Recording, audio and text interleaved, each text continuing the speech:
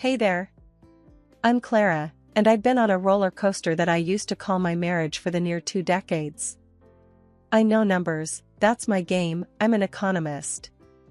But I'll let you in on a secret, give me a drab room and a fresh lick of paint and I'll give you a masterpiece. That's where I really shine. Now, Tom, he's a whole different story. The guy's got brains, I'll give him that. Financial analyst, and a damn good one. We met back in college, both of us bright-eyed with textbooks in hand. Dreamt of the big family, the white picket fence, the whole shebang. Turns out, life had other plans. Docs gave us the hard truth, with me, babies just weren't going to happen. Crushed us for a while, yeah, but we bounced back, sorta. We decided, if not a house filled with kids' laughter, we'd fill it with something else, style, charm, call it what you will. We found this house, and signed up for a multi-year mortgage. A beast of a place, years upon years on its bones, creaking like an old ship.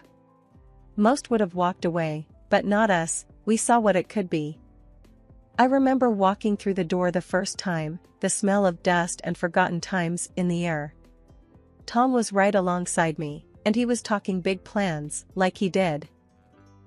You see this, Clara? This place is ours. A bit of elbow grease, and we'll make it into something. I laughed, shaking my head at his excitement. Elbow grease? Tom, this place will take more than that. But we'll do it. Room by room. The first couple of years were rough. Juggling jobs and paintbrushes, learning how to fix a pipe without flooding the kitchen. But every evening, we sat amid the chaos of renovation, beers in hand, and it felt like we were invincible. One night, in the middle of an argument about what color the living room should be, he wanted blue, I wanted green, he threw his hands up and cussed. Damn it, Clara, pick whichever. It's just a color. I shot back, just a color? Tom, this is important. It sets the whole mood of the house.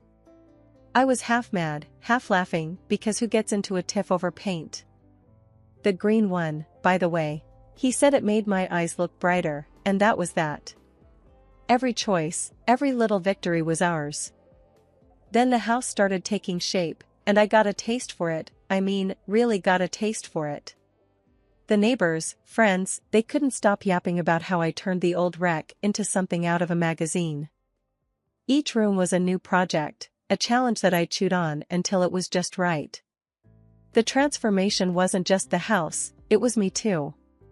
Here I was, sleeves rolled up, covered in paint splatters, fiercer than I ever felt pushing papers at my old economics gig.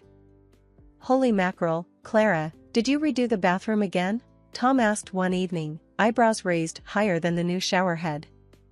Yep, didn't like the first tiles we picked. These are better, see? I slapped the wall, proud as hell. He leaned in, squinting at the tiles. Looks the same to me, but if it makes you happy, then I'm all for it. Typical Tom, always played it cool, but I knew he was impressed. When the Lewis family from next door came over for dinner, Mrs. Lewis almost dropped her casserole walking into the dining room. I had to stifle a laugh. I'm sorry, Clara, but this is just... It's gorgeous. You did this? She was all wide-eyed, turning in circles, taking it all in. I shrugged, trying to act like it was no big deal, but inside I was buzzing. Yeah, I did. Got sick of the wallpaper and thought I'd try something new. New? This is a dang masterpiece. Mr. Lewis chimed in, his face all grins. That's it, I'm done with beige. Mrs. Lewis declared, like she was about to start a revolution. The compliments were one thing, but the kicker? When people started asking if I'd take a look at their places, offer some advice. Then one lady, bless her, asked what I'd charge for a full room makeover. That's when the light bulb went off. Tom, I'm going to do it. I'm going to make a go at this design thing full-time, I said that night, my head full of dreams and schemes. Tom looked up from his paper. Full-time, huh? You sure you're ready for that?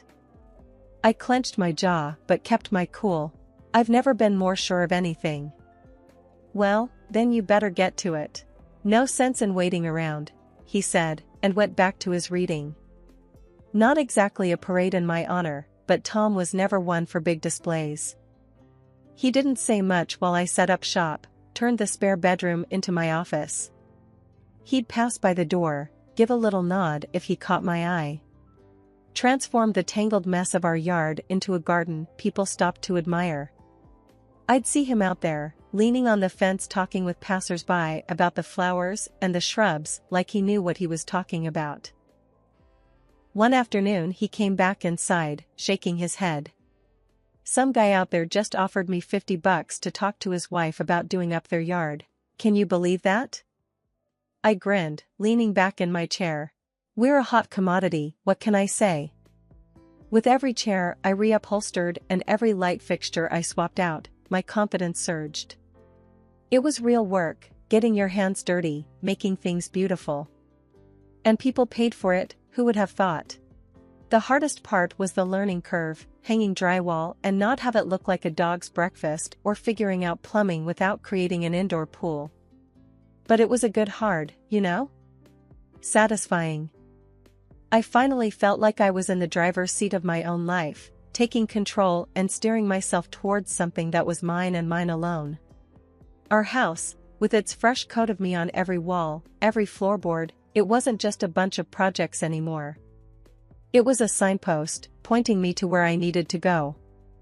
Things were getting busier by the day, my phone was constantly buzzing with new clients, and my schedule was a jigsaw puzzle I was somehow supposed to piece together. Tom had been supportive of my work, but something had shifted lately.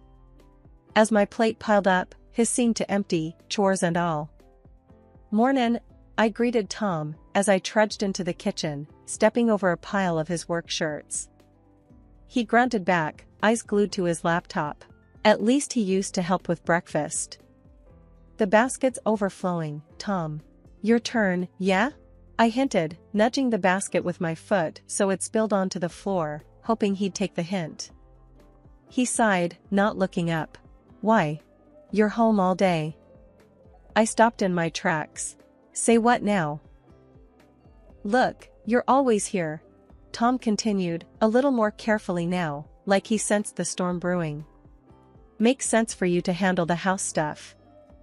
"Handle the house stuff?" I repeated, my voice edged with disbelief. "I'm running a business, not sitting around here twiddling my thumbs." Tom's gaze finally broke from his screen. "Yeah, but I have to get to the office." I was about to argue, but the phone rang. Saved by the bell, or cursed, given it was another job to add to the pile. As the days rolled on, the pattern held. Tom's leave-behinds, coffee cups in the living room, newspapers scattered on the dining table, and those darn socks everywhere. You'd think he was trying to mark his territory. "Come on, Tom, this isn't the you I know," I said one Saturday morning, dishes clanking as I loaded the dishwasher with last night's remnants. "You used to care about this stuff. We were like two ships in the night, and I ain't talking about the romantic kind." He was off first thing, back when I was hip-deep in swatches and samples, and by the time he rolled back in, I was dead to the world on the couch, tablet still in hand. "Listen, Tom, we can't go on like this," I said one evening, dishes done, with enough energy left over to tackle what was really bothering me. "We're supposed to be a team." He looked like a teenager caught out past curfew. "Look, Clara, I just don't see the problem." I laughed, but it wasn't the happy kind. "You don't see? Okay. How about we start with you acting like this place is a hotel and I'm the service?" He opened his mouth, then shut it, like the right words had taken a detour. "I'm not asking for much. Just do your share. Act like you live here. Because, spoiler alert, you do." Tom ran a hand through his hair, looking like he wished he could disappear into the couch cushions. "Fine, I'll pick up the slack." "And?" I pressed. "And I'll start by sorting the laundry." "Now we're talking." I nodded, my arms crossed, but my lips trying not to smile, because it was either that or scream. It was a small victory, but I take M where I can get M. It was a reminder that for all the work, all the late nights and color palettes and textures and fittings, If your foundation is shaky, the whole house feels it. And I wasn't just talking about the renovations. I started noticing Tom was glued to his phone more these days. Eyes almost stuck to the screen.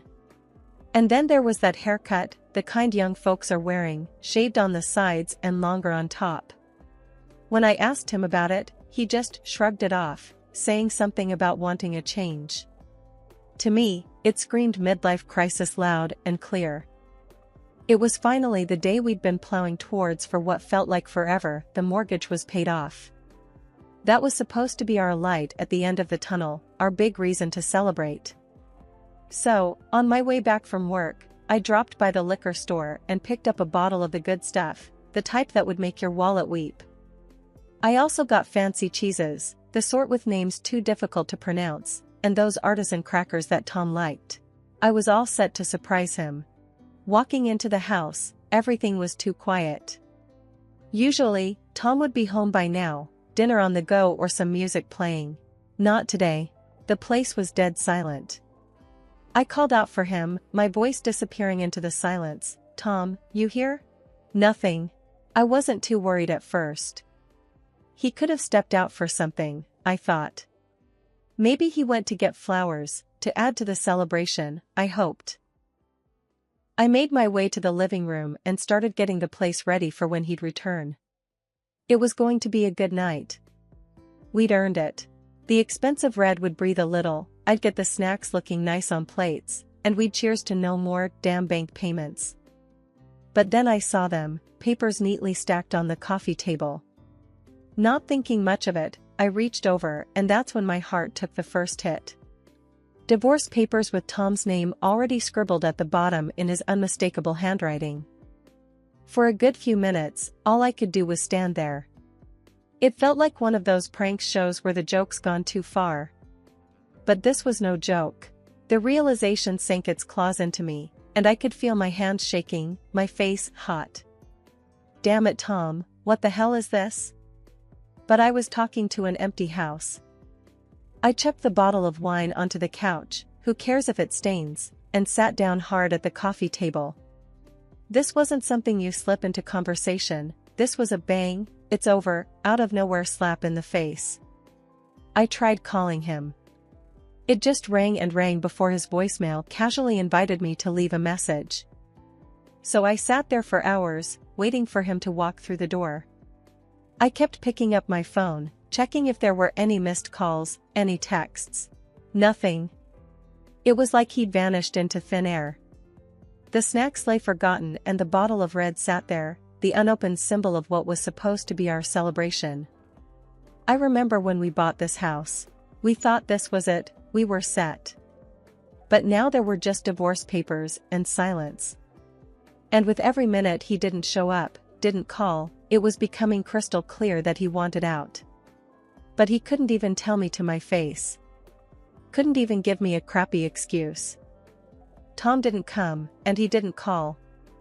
And I was left alone with a bunch of papers I never wanted, telling a story I didn't sign up for. When Tom walked in the next day, he wasn't alone. There she was, some young girl, looking at me like I'm yesterday's news. But this house, our house, she was eyeing it like it was hers already. "Oh, I wouldn't change a thing," she said as she flounced from room to room.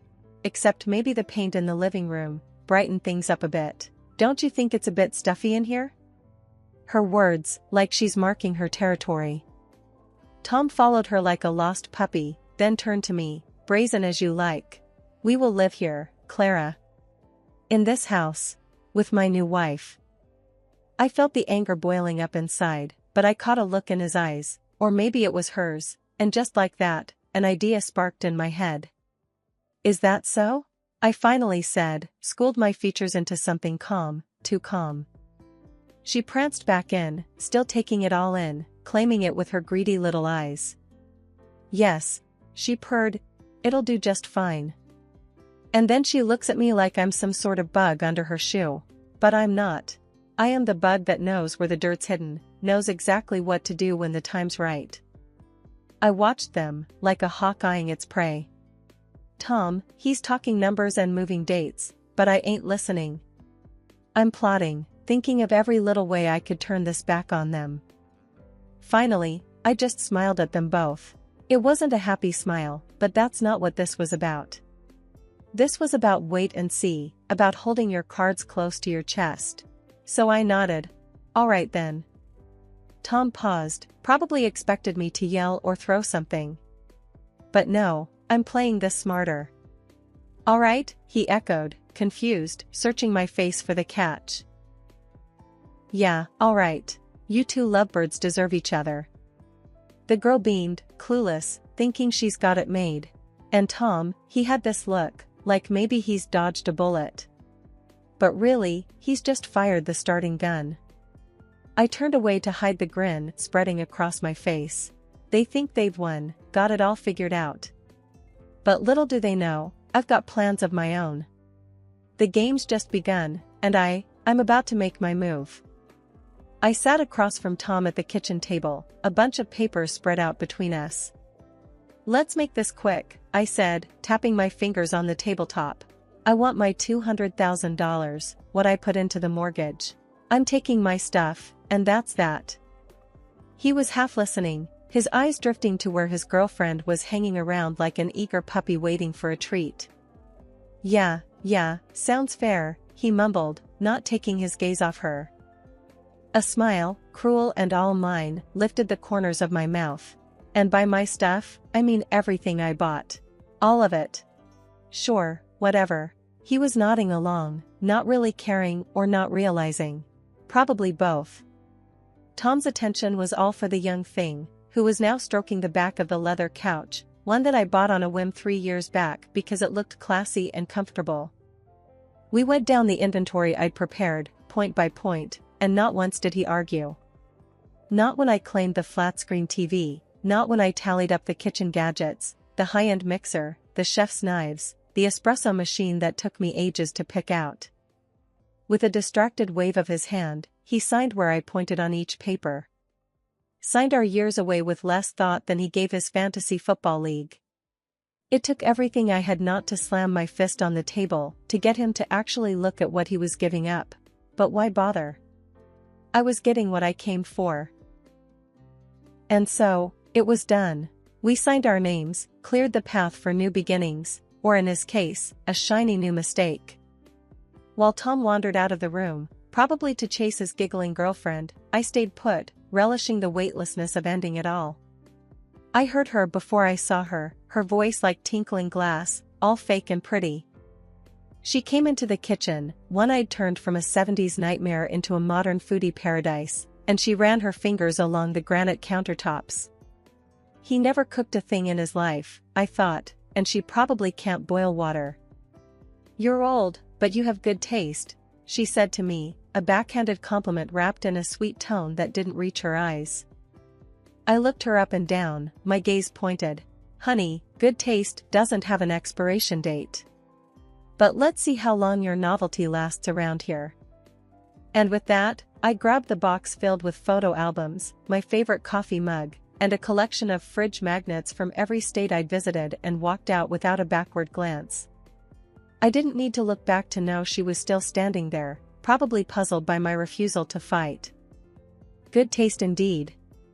Let her find out, like I did, that marble and leather mean nothing without someone real to share it with. I had my memories, my dignity, and soon enough, a bank account that would turn that house into a distant memory. Moving day had all the drama of a bad TV show. Tom just stood there, mouth hanging open, as the movers made trip after trip out the door. Couch, gone. The fancy heaters I'd haggled for, gone. And yeah, when I said everything, I meant the kitchen sink too. That was a masterpiece of stainless steel, and it was mine when I walked in. It was mine walking out.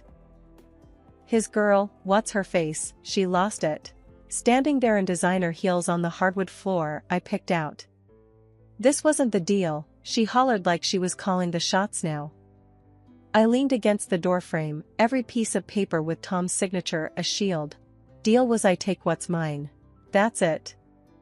Tom finally found his voice, a little wobbly but there. Clara, let's talk about this. There's gotta be. I cut him off with a wave of my hand. talk? You signed, Tom. As clear as day. Everything I bought, I take. He ran a hand through his hair, the way he did when he realized he was in over his head. But the sink, Clara? Come on. I didn't budge. You should have read the list. Not my problem, you were too busy with her. I nodded towards his plaything, who was now scowling like a kid who'd been told Christmas was cancelled. But where are we gonna wash dishes now? She piped up, hands on her hips like she was in some sort of showdown. I couldn't help it, I laughed. Guess you'll figure it out, won't you? Tom paced now, a caged animal sort of look about him. Clara, we can't just. We need some of this stuff. How about the heaters? It's winter. I glanced at the wall where the heater used to be. Close work. Or hey, maybe you two can snuggle up for warmth. Clara. His voice cracked. Typical. Always loud when he was losing. We had an agreement, Tom. You agreed to 200 grand and for me to take my things. Well, I'm taking my things. That's fairness. That's getting what I'm owed. He went quiet, that defeated slump setting into his shoulders. His girl, she still didn't get it, feet stuck to the ground, her face twisted. This is total crap. I shrugged on my coat, the one I used to leave hanging on the hook, by the door. Your problems aren't my problems anymore, sweetie. I put on my sunglasses, grabbed my purse, and stepped out into the cold. The movers had the last few boxes ready to go, and I gave them the nod. Time to move on. Behind me, the door to the house stood open, letting out all the warmth. A pretty good metaphor, maybe, but I wasn't in the mood for poetry. I was in the mood for starting fresh. As I pulled away, I left them standing in an empty house that was once full of everything but love. Love they'd have to find on their own, without the comforts I'd brought into their lives. A month had flown by since the split, my new life slowly taking shape, when my phone buzzed with a number I knew too well. My ex, sounding all choked and lost, was on the line. I can't do this anymore, he groaned. I'm cooking, cleaning, it's all me, all day long. He told me how his young wife did squat, just flicked her thumbs on her phone screen or waltzed out with her pals. He was learning the hard way, juggling pots and pans, scrubbing toilets, and handling laundry. Please, can we try again? I made a mistake, he was practically begging, that note in his voice, like he'd never known a day's work in his life. I held the phone, a smile cracking across my face. You've got some nerve, I chuckled into the receiver. But you made your bed, now lie in it. Hanging up felt like dropping the heaviest bag I'd been carrying without knowing. Released from that old deadweight, I threw myself into my latest project, my very own house. Yeah, you heard that right, my house, not ours, not his, but my very own. As I stood in the entranceway, my new place was bustling with voices and footsteps. A blank canvas waiting for me to splash it with life. Hey lady, where do you want this box? One of the movers called out, struggling under a carton labeled kitchen stuff. Over there, by the counter, I directed, pointing him to the spot.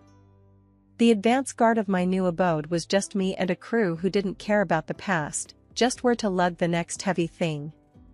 They'd drop a box, wipe their brows and ask where the next goes. A dance of starting anew. That night, with the boxes still piled high, it hit me, this wasn't just a new page, it was a whole other book. And I was going to fill it with wonders and blunders, scribbles, and scenes that made sense only to me. It's funny, how you think you need someone to make a house a home. But all you really need is to surround yourself with things that make you, well, you. Starting over? Yeah, let's paint this town with my kind of life.